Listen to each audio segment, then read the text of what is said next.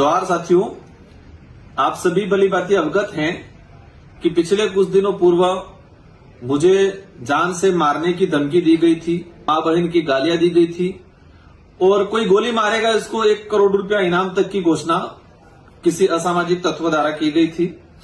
इसमें सभी साथी आज कल से मुझे कॉल कर रहे हैं कि इसमें क्या हुआ क्या नहीं हुआ। पुलिस प्रशासन ने इस आईडी को ट्रेस किया और उस आईडी को ट्रेस करने के बाद उस व्यक्ति तक पहुंचे और वो व्यक्ति चंद्रवीर सिंह करके गढ़ी विधानसभा क्षेत्र के अंदर बाईकागढ़ा जो ग्राम पंचायत है वहां का निकला। और जो मैंने और प्रशासन का हमारा जो शुरुआती दृष्टिकोण था कि कोई मतलब जवान आदमी या कहे कि इस तरह का कोई लड़का इस तरह का कोई होगा, लेकिन इस घटना में जो गिरफ्तार हुआ है चंद्रवीर सिंह 65 साल की उम्र का व्यक्ति है, जो मेरी बात करें तो दादाजी की उम्र का व्यक्ति है। और प्रशासन के अधिकारियों से मेरी बात हुई है कि जिस तरीके से उसने लिखा था, उसने आप सभी भली भांति जानते हैं कि अपने इलाके के अंदर कौन नेता कौन सी पार्टी किस तरीके पे हमारे पे झूठे आरोप लगाती है, उसी वे में उसने जैसे कि कहा कि क्रिश्चियन है, ये अमेरिका मतलब बाहरी तत्व है, मां बहन की गालियां दी और अंत में उनको मुझे मारने की और सुपारी देने तक की बात की। तो आप सभी भली बातें हैं कि इस तरह की बातें कौन सी पार्टी और कौन से नेता बोलते हैं। मैं इन चीजों पे इनका नाम नहीं लेना चाहूंगा। अगर यही बात इसी तरह का किसी भाजपा के नेता सत्ताधारी जो लोग हैं इनके लिए किसी ने कुछ बोला हो तो ये नंगा नाच करते पूरे उदयपुर संभाग में। आप सभी भली बातें जानते, पहले भी हुआ था, एक व्यक्ति के द्वारा कहा गया था कि वाड़िया उठा देंगे। चुनावी माहौल में कहते वाड़िया उठाना कोई धमकी नहीं होती है। मैंने खुद ने कहा था कि रगड़ा मतलब पॉलिटिकली वैचारिक रूप से रगड़ा निकाले, ऐसे कमेंट पे भी मुकदमा दर्ज करके गिरफ्तार किया था। तो ये जो मामला है एक अलग टाइप का मामला है, संदिग्ध मामला है। और मुझे जहां तक आभास मतलब मुझे जो असमंजस्य की स्थिति है कि 65 साल की उम्र का व्यक्ति फेसबुक पे इस तरह से लिखना और डिलीट करना और कहा जा रहा है कि मैं दारू के नशे में दूध था। मैंने क्या लिखा मुझे नहीं पता है और मैं उनको जानता भी नहीं हूं। मतलब मुझे जानता नहीं है तो मेरे बारे में आकलन कैसे किया इस तरह से ये। और जहां तक हमें जो अज्ञात सूत्रों से पता चला है कि ये व्यक्ति अकेला नहीं था, उस व्यक्ति के साथ 3-4 लोग और बैठे हुए थे, पार्टी कर रहे थे। उसमें कुछ पॉलिटिकली लोग घराने से भी लोग हैं, कुछ ये भी आया है कि कोई पुलिस प्रशासन का भी व्यक्ति है जिसका इसके अंदर इन्वॉल्यूशन है या इसका मोटिवेशन है, उसको कहे कि मतलब चढ़ाने का काम या उसको उकसाने का काम भी ऐसे लोगों ने किया है। तो पुलिस प्रशासन के अधिकारियों से मेरा अनुरोध है कि उस व्यक्ति को गिरफ्तार करके खानापूर्ति नहीं करे। ये व्यक्ति कमेंट किया, मेरी जो कहे कि मैंने जो प्रेस कॉन्फ्रेंस की थी 7 तारीख को, प्रेस कॉन्फ्रेंस मैंने सुबह 11 बजे की थी, 11 साढ़े 11 बजे। अगर प्रेस कॉन्फ्रेंस के दौरान ही इसने ट्वीट किया है तो आप सभी जानते हैं कि सुबह 11 बजे 65 साल की उम्र वाला व्यक्ति कैसे बिल्कुल शराब के नशे में धुन हो सकता है।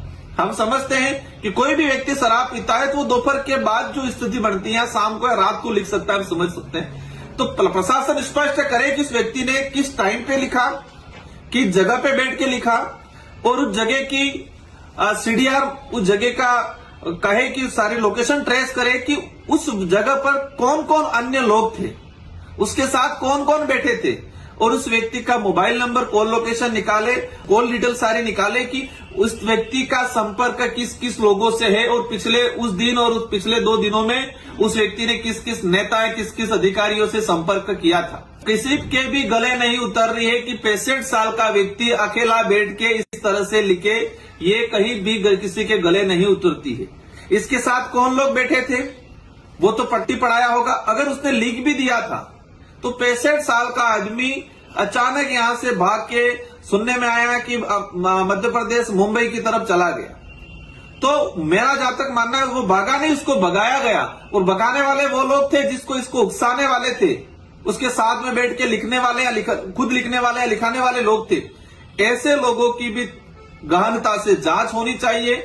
अगर इस व्यक्ति अकेले को खानापूर्ति करके आप इसको मैं तो कहता हूं दादाजी क्या उम्र है, मुझे भी मतलब कहे कि दया टाइप, लेकिन इस व्यक्ति के पीछे कौन चेहरे हैं, किसका हाथ था, ये जानने की जरूरत है। गहनता से जांच होनी चाहिए। मैं मीडिया के साथियों के माध्यम से शासन प्रशासन से अनुरोध करना चाहूंगा कि ये हरकतें फिर कोई कर सकता है, और हरकतें ही नहीं, कभी कोई हादसा भी कर सकता है। तो इसके पीछे कौन लोग थे, इनकी सबकी सीडीआर, उस व्यक्ति की सीडीआर मंगाई जाए, उसका कॉल लोकेशन उस समय कहां था, और पुलिस पर अधिकारी किस टाइम पे लिखा, किस जगह पे बैठ के लिखा, और उसकी कॉल लोकेशन, कॉल डिटेल सार्वजनिक करे, और एज ए परिवादी के रूप में मुझे भी अवगत कराए।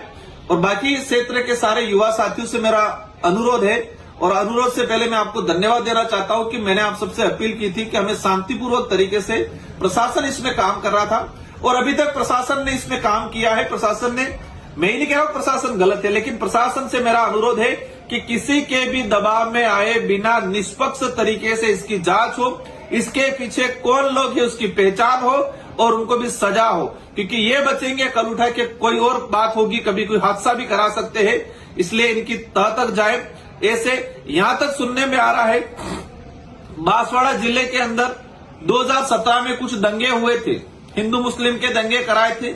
कुछ ऐसे पुलिसकर्मी थे जिन्होंने जानबूझकर माहौल क्रिएट किया था, वहां कुछ गलत चीजें, विस्फोटक चीजें रखवाई थी, कुछ आपस में समुदाय में भिड़ाया था, अपना वो कहते गैलेंट्री प्रमोशन लेने के लिए, प्रमोशन के चक्कर में इस तरह से। तो ऐसे लोग भी इसमें सम्मिलित है, ऐसी जानकारी आई है।